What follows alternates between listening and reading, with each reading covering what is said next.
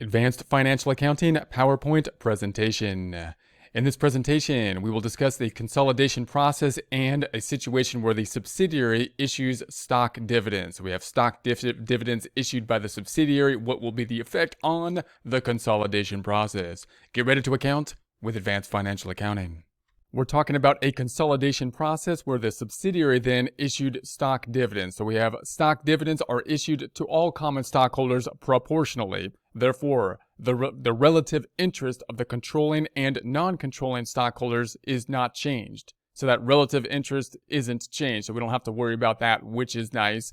The carrying amount on the parent's books is also not changed. So we're not going to have to change anything on the books of the parent, with basically an adjustment to the investment account using, typically the equity method, which is nice. Stockholders' equity accounts for the subsidiary do change. So we do have a change to the stockholders' equity on the subsidiary, but total stockholders' equity does not.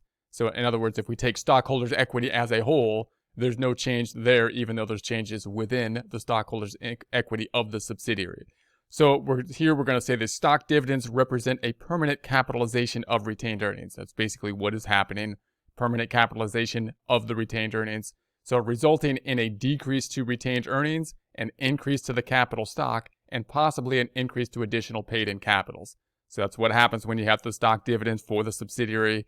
That what's going to happen is the retained earnings, we're going to decrease the retained earnings because we are basically capitalizing the retained earnings. An increase in the capital stock, so therefore it goes into the capital stock, right? So what are we going to then do about it? So we're going to say the impact on the creation of the consolidated financial statements. What's going to be the impact for us within the consolidation process? The stock dividend declaration needs to be eliminated along with increased common stock and increased additional paid-in capital if there is any. So we're going to do the elimination process. We got the elimination process because we want to eliminate basically this capitalization of the retained earnings, but it shouldn't be as difficult as you might imagine because we don't have the adjustments or differences or change to the relative, stock ownership typically with the stock dividend.